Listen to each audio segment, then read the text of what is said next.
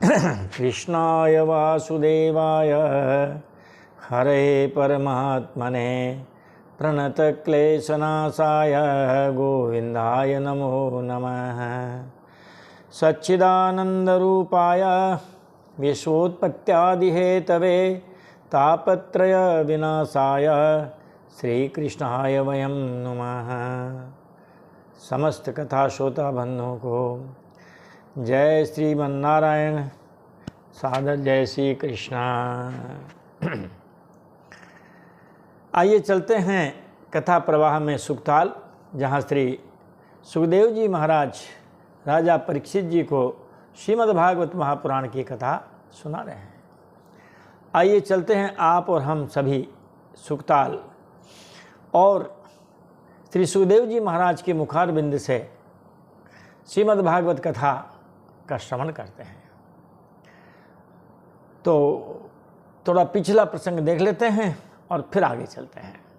पिछले प्रसंग में महाराज कंस ने वसुदेव और देवकी को जेल में डाल दिया महाराज, और उनके क्रमशः 6 पुत्र हुए और 6 ही पुत्रों को उसने मार दिया है।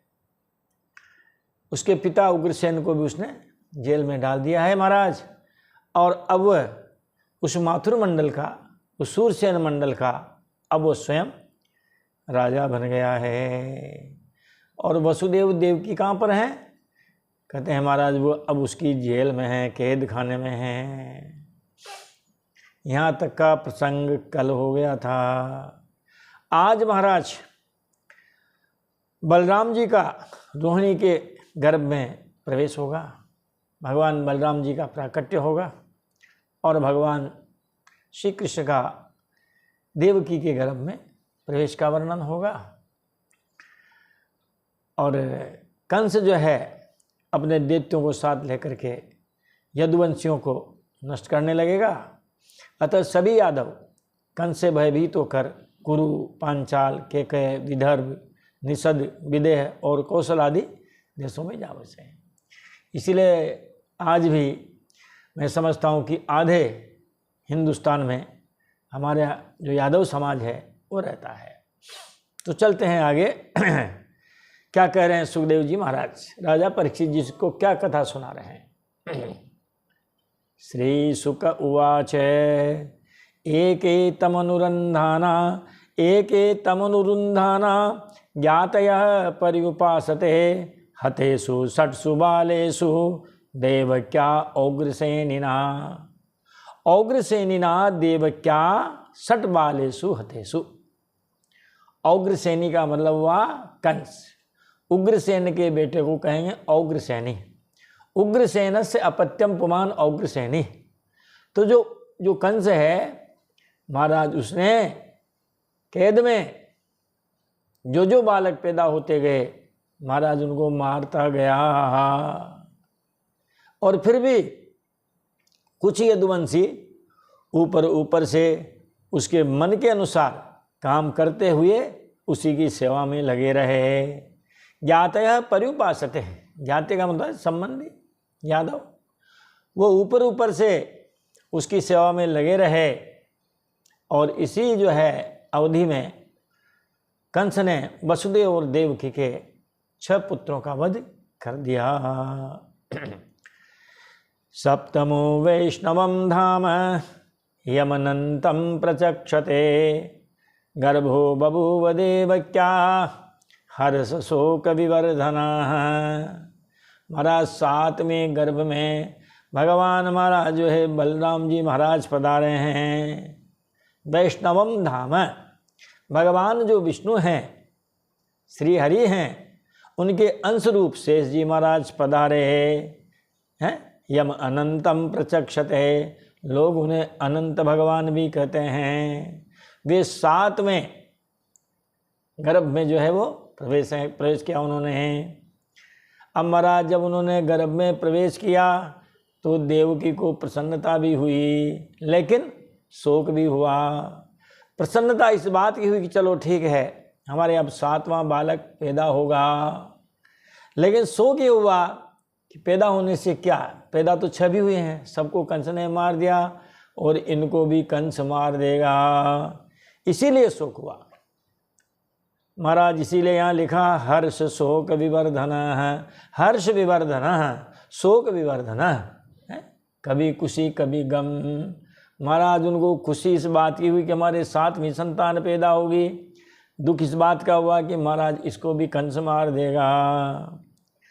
भगवान अपि विश्वात्मा विदित्वा कंसजं भयं यदूनां निजनाथानां योगमायां समादिशते।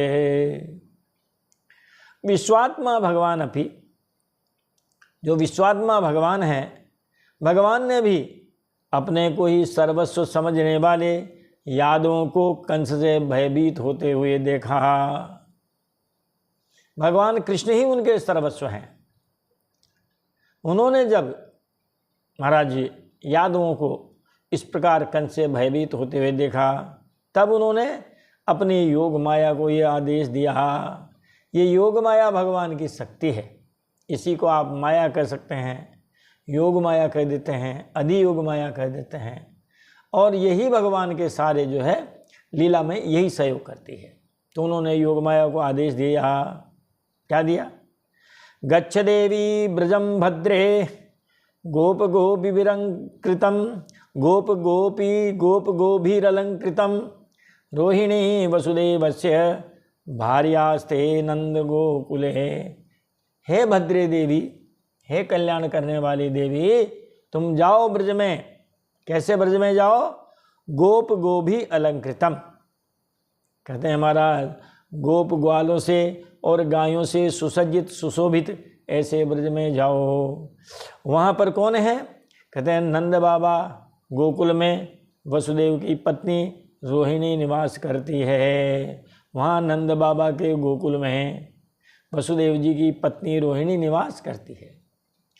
देवकी की तो यहाँ कैद में डाल ही दिया है, उनकी एक धर्म पत्नी और रोहिणी, वह रोहिणी की जो है नंद बाबा के वहाँ रह रही है। गच्छ देवी ब्रजम भद्रे गोप गोभीरलंकृतम रोहिणी वसुदेवस्य भार्यास्ते नंद गोकुले।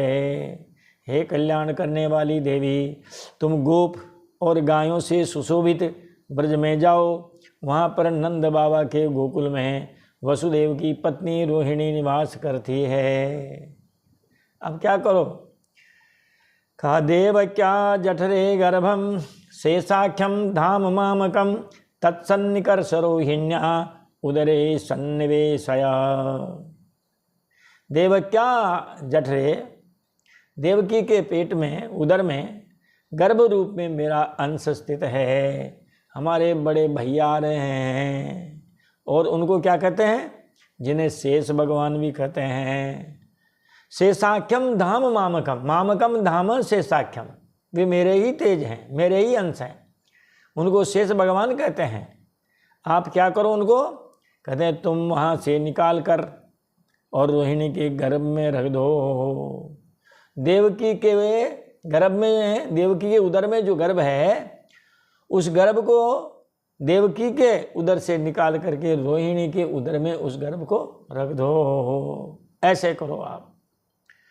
अथाह वंश भागेन देवक्या पुत्रतां शुभे प्राप्स्यामि त्वं यशोदायां नंदपत्न्यां भविष्यसि। और हे कल्याणी, अब मैं भी अपने अंशों के साथ देवकी का पुत्र बनूंगा। मैं देवकी का पुत्र बनूंगा। आप रोहिणी के यहाँ जन्म लेंगे पुत्री रूप में, और तुम नंद बाबा की पत्नी यशोदा के गर्भ से जन्म लेना। क्योंकि भगवान अकेले नहीं आते हैं महाराज, वह अंशों के साथ आते हैं। इसीलिए तो कहा था उन्होंने, भगवान ने, कि आप डरो नहीं, हम आएंगे, मनुष्य के रूप में आएंगे। रामचरितमानस में एक दो चौपाइयाँ इस प्रकार की है। लाओ एक दो चौपाई सुना देते हैं आपको। चौपाई के बिना हमें भी आनंद आता नहीं है।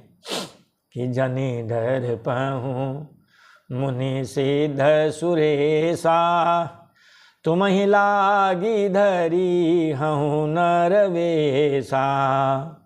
जाने डर पाऊँ मुनि सिद्ध सुरेशा, तुम ही लागी धरी हूँ नरवेशा। हे मुनि, हे सिद्ध, हे देवताओं, आप डरिए नहीं। आप लोगों के लिए हम महाराज जो है मनुष्य रूप में आएंगे। कभी राम बन के, कभी श्याम बन के चले आना प्रभु जी, चले आना। तो वो कभी राम बन के आते हैं और कभी श्याम बन करके आ जाते हैं। अनशन सहित मनुज अवतारा, ले हूँ दीन करे बंश उदारा। जब राम जी के लिए चौपाई बोली जाएगी तो कहेंगे कि हम अंशों के साथ मनुष्य का अवतार धारण करेंगे और सूर्य वंश में हम अवतरित होंगे। और भगवान कृष्ण के लिए अगर ये चौपाई बोली जाएगी तो एक शब्द बदलना है कि अनशन सहित मनुज अवतारा, ले हूँ यदुकुल वंश उदारा। अनशन सहित मनुज अवतारा, ले हूँ यदुकुल वंश उदारा। हम अंशों के साथ आएंगे, बलराम जी हमारे साथ आएंगे, योग माया आएगी, हमारे अंश के जो देवता हैं वो लोग आएंगे, देवियाँ आएंगी, ये सब गोप गोपियाँ बनेंगे, हैं? बड़ा आनंद आएगा लीला में महाराज, हैं?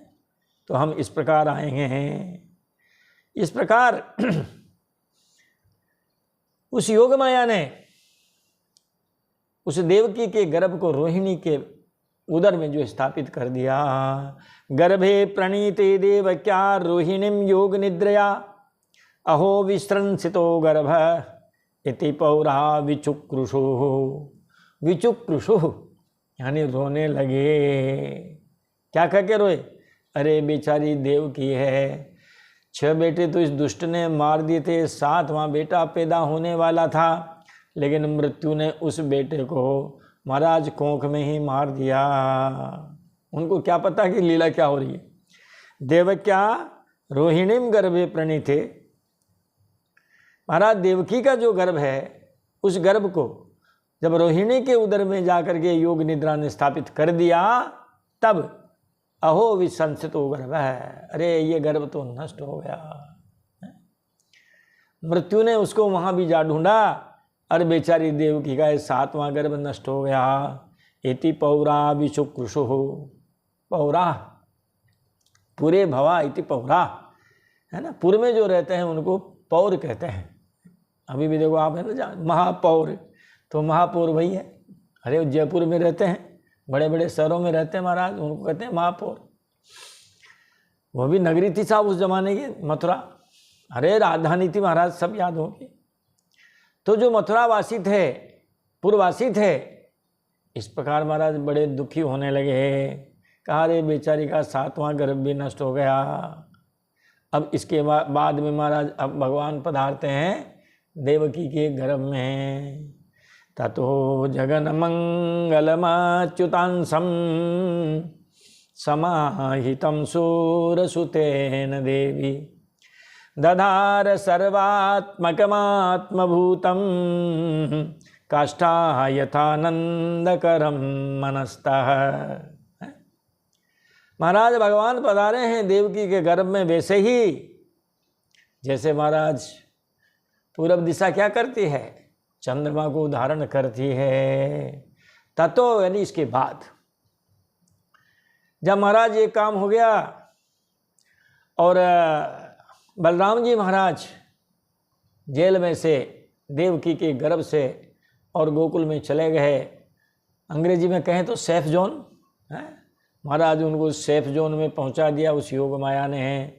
इसके बाद जगत के परम मंगल करने वाले जगन मंगलम अच्युतांसम है, और वसुदेव जी के द्वारा समाहित शुद्ध सत्व से संपन्न सर्वात्मा और आत्मस्वरूप भगवान के उस ज्योतिर्मय अंश को है देवी देवकी ने विशुद्ध मन से वैसे ही ग्रहण किया। जैसे पूरब दिशा चंद्रदेव को ग्रहण करती है। यहाँ हमारा चंद्रमा का उदाहरण दिया है, क्योंकि भगवान चंद्रवंश में आए हैं। काष्ठा यथानंदकरम मनस्तः, काष्ठा का मतलब दिशा। जिस प्रकार पूरब दिशा चंद्रमा को उदाहरण करती है, उसी प्रकार महाराज भगवान श्री कृष्ण का जो तेज है, स्वयं उस तेज को श्री कृष्ण को ही यशोदा उन्होंने देवकी मैया ने अपने जो है गर्भ में धारण किया। और भगवान जो श्री राम जी हैं, यदि उनका वर्णन आता तो कि जैसे पूरब दिशा सूर्य को धारण करती है। इसीलिए गोस्वामी तुलसीदास जी ने वहाँ मैया जी की बड़ी स्तुति की। गोस्वामी जी महाराज ने सबसे पहले वंदना की है, बड़ी लंबी चौड़ी वंदना की है, सभी की वंदना की है महाराज। ओहो हो, कौशल्या मैया की भी वंदना की है। वंदम कौशल्यादेशि प्राची, कीरति जासु सकल जग माची। वंदम कौशल्यादेशि प्राची, कीरति जासु सकल जग माची। कहा मैं पूरब दिशा स्वरूपा मैं माता कौशल्या जी की वंदना करता हूँ, जहाँ से सूर्य भगवान श्री रामचंद्र जी के रूप में प्रकट हुए। तो वहाँ सूर्य की उपमा दी है, यहाँ चंद्रमा की उपमा दी है। महाराज कंस ने जब ये सुना कि देवकी के 8वीं संतान होने वाली है, और नारद जी की बात उसको याद आ गई है, बस यही हमारा काल है, इसी को ही निपटाना है। उसने पूरा अपना ध्यान उसी पर जो है केंद्रित कर दिया है। अरे महाराज, जब तो आसीन संविसंतिष्ठन भुंजान पर्यटन महिम, चिंतयानो ऋषिकेशम अपश्यत तन्मयम जगत। शत्रु भाव से बज रहा है ना। मित्र की उतनी याद नहीं आती है जितनी शत्रु की आती है? मित्र की याद में तो आपको नींद आ जाएगी, शत्रु की याद में नींद नहीं आएगी। शत्रु की याद में भोजन नहीं आएगा, भोजन याद नहीं आएगा महाराज। तो महाराज जब उसने सुना कि अब 8वीं संतान देवकी के पैदा होने वाली है, अरे महाराज वो चक्कर काटने लगा, बार बार सूतिका ग्रह के चक्कर काटने लगा। उसने देखा अब की बार तो सूतिका ग्रह, हाँ महाराज, जगमग जगमग हो रहा है उस देवकी के तेज आभा मंडल से। वो तो देवकी का तो क्या आभा मंडल है, भगवान श्री कृष्ण का ही तेज है। अब क्या करता वो, आसीन पृथ्वी पर उठते और बैठते, आसीन संविसंतिष्ठन भुंजान पर्यटन महिम, है भुंजान यानी खाते पीते और सोते जागते, चलते फिरते हमेशा श्री कृष्ण का ही चिंतन करता रहा, भगवान श्री कृष्ण के चिंतन में ही लगा रहा। उसको भगवान कृष्ण के अलावा कुछ दिखता ही नहीं, जहाँ देखो वहाँ कृष्ण, जहाँ देखो वहाँ कृष्ण। भागवत जी में तो ऐसा नहीं लिखा है, लेकिन कथावाचक रोचकता के लिए कह देते हैं कि भोजन करता है और कोई काली वस्तु दिखता है तो वह भी वहाँ पर भी कहता है ये कृष्ण आ गया। जैसे सब्जी में जीरा, रायते में जीरा काले रंग का, तो ये रोचकता के लिए कह देते हैं।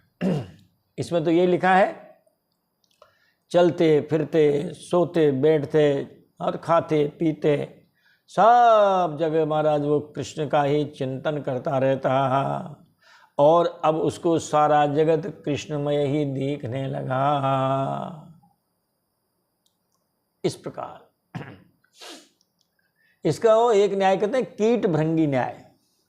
कीट भृंगी न्याय जो है, वह भंवरा एक कीड़े को लाता है, उसको अपने बिल में बंद करता है, उसको थोड़ा डराता धमकाता है, वो कीड़ा उस भंवरे का चिंतन करता है, और चिंतन करते करते वो खुद भी भंवरा बन जाता है। चिंतन का ये प्रभाव है। भगवान का चिंतन करें, चिंतन करते करते भगवानमय हो जाए। जिसका चिंतन करेंगे हम उसी में बदल जाएंगे हैं। वहाँ हमारा चौपाई लिखी है गोस्वामी तुलसीदास जी ने, किसके द्वारा कहलवाई है? मारीच। भई मम कीट भृंग की नाई, जहाँ तहाँ मैं देख्यूं दो भाई। भई मम कीट और भृंग की नाई, जहाँ तहाँ मैं देख्यूं दो भाई।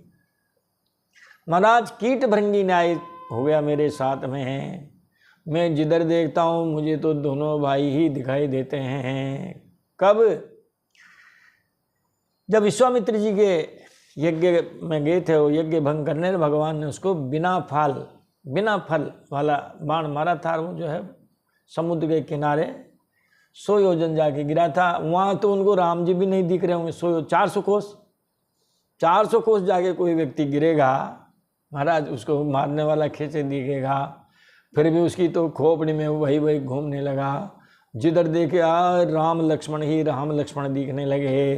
अरे कंस को भी भैया कहते हैं भगवान कृष्ण ही कृष्ण दिखने लगे। अब कंस ने तो अपना काम कर दिया, चिंतन में लगे रहने दो उसको।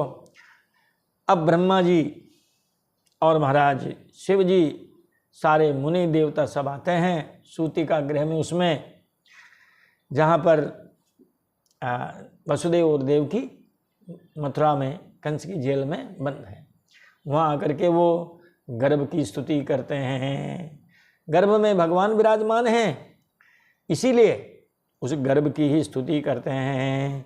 ब्रह्मा भवश्च तत्रेत्य मुनिभिर्नारदादिभिः देवैः सानुचरैः साकं गीर्भिर्वृषणमेडयन्। ब्रह्मा जी, भव का मतलब शिव जी, तत्र एत्य वहाँ पर आए। कहाँ पर आए? कहते हैं महाराज उस कैद खाने में आए, कंस की जेल में आए। मुनिभिर नारदादि, नारदादि मुनि भी आए। और कहा देवैः सानुचरैः साकं, महाराज देवता भी आए और उनके अनुचर भी आए, सिद्ध गंधर्व ये सब नीचे वाले ये सब आए। और इन सब ने आकर के महाराज भगवान की स्तुति की, सब ने मिलकर के भगवान की स्तुति की। ये श्लोक है महाराज, इसको भागवत के जो प्रेमी हैं वो सब लगभग इनको याद करते हैं। कथा जब भी कहीं हो कोई इस प्रसंग को जो है कोई बोले न बोले, लेकिन इस गर्भ स्तुति वाले श्लोक को सब बोलते हैं। लाओ आप और हम भी बोल देते हैं। भगवान का इसमें नाम नहीं लिया भाई, हम कृष्ण जी को प्रणाम करते हैं कि हैं, वसुदेव जी के लल्ला को प्रणाम करते हैं। उन्होंने देखो महाराज कैसी स्तुति की है। सत्यव्रतम सत्यपरम त्रिसत्यम सत्यस्य योनिम निहितं च सत्ये सत्यस्य सत्यम ऋतसत्यनेत्रम सत्यात्मकं त्वां शरणं प्रपन्नाः। ये स्तुति है जो सभी ने मिलकर की है। हे प्रभु आप सत्यव्रत हैं, मतलब आपका जो संकल्प है वो सत्य है। आपने संकल्प किया था ना कि जनि डर पाऊँ मुनि सिद्ध सुरेशा, तुम ही लागी धरी हूँ नरवेशा। यही तो संकल्प किया था आपने। आपने संकल्प किया था कि परित्राणाय साधूनां विनाशाय च दुष्कृतां धर्म संस्थापनार्थाय संभवामि युगे युगे। ये संकल्प किया था। आप सत्य संकल्प हैं। सत्य परम, सत्य ही आपकी प्राप्ति का श्रेष्ठ साधन है। सत्य से ही आप प्राप्त हो सकते हैं। असत्य को तो बहुत बड़ा भारी पाप माना है महाराज। नहीं असत्य सम पातक पुंजा, गिरि सम होय की कोटिक गुंजा। नहीं असत्य सम पातक पुंजा, गिरि सम होय की कोटिक गुंजा। नहीं असत्य सम पातक पुंजा, असत्य के बराबर तो महाराज कोई पाप है ही नहीं। साँच बरोबर तप नहीं और झूठ बराबर पाप। ऐसे कई दोहे भी जो है उस जमाने में हमारी कक्षाओं में चलते थे महाराज, पाठ्य पुस्तकों में। तो कहते हैं महाराज जो है सत्य ही आपकी प्राप्ति का श्रेष्ठ साधन है। त्रिसत्यम, सृष्टि की उत्पत्ति, उसकी स्थिति और प्रलय, इन तीनों अवस्थाओं में आप ही सत्य हैं। जगत प्रकट होता है, जगत नष्ट होता है। जीव प्रकट होता है, जीव नष्ट होता है। जगदीश न प्रकट होता है न नष्ट होता है, शाश्वत है, सनातन है। सत्य से योनिम, जो पंचभूत हैं उन पंचभूत सत्यों के कारण भी आप ही हैं। आप ही ने जब सृष्टि का निर्माण किया तब महाराज इन पंचभूतों को बनाया।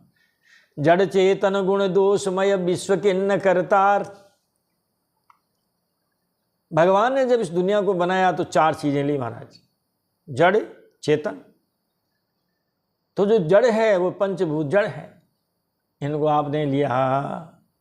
इसीलिए पंचभूत रूप सत्यों के कारण भी आप ही हैं। और निहितम च सत्य, पंचभूतों में आप ही विराजमान हैं। बताओ, पंचभूत से हमारा शरीर बना, शरीर तो नष्ट होगा, उन पंचभूतों में मिलेगा। पंचभूत वही हैं, हम आ रहे हैं और जा रहे हैं। जैसे मटके बन रहे हैं, फूट रहे हैं, फिर मिट्टी बन रही है, मिट्टी वही है। मटके ही फूट रहे हैं या मिट्टी के बर्तन ही टूट फूट रहे हैं, मिट्टी वही है। सोने के आभूषण ही टूट फूट रहे हैं, सोना वही है।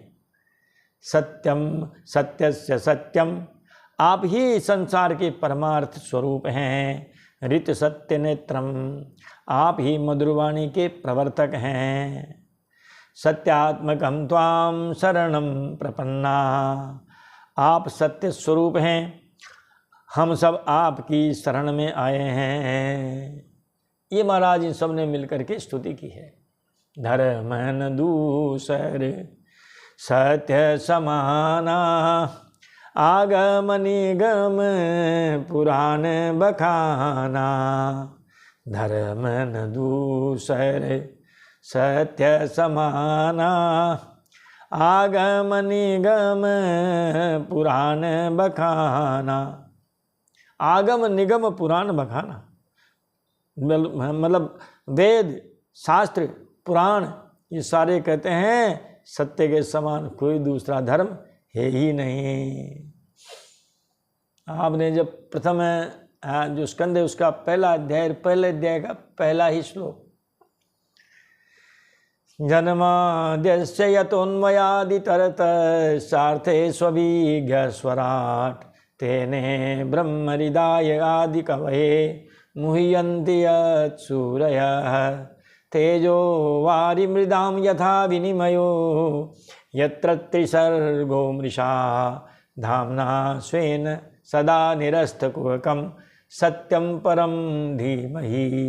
देखो महाराज, आरंभ भी हुआ है सत्य से, सत्यम परम धीमहि।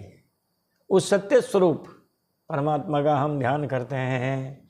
और यहाँ भी ये सारे ब्रह्मा जी, शिव जी, देवता सारे के सारे उस सत्य स्वरूप परमात्मा की स्तुति करते हैं।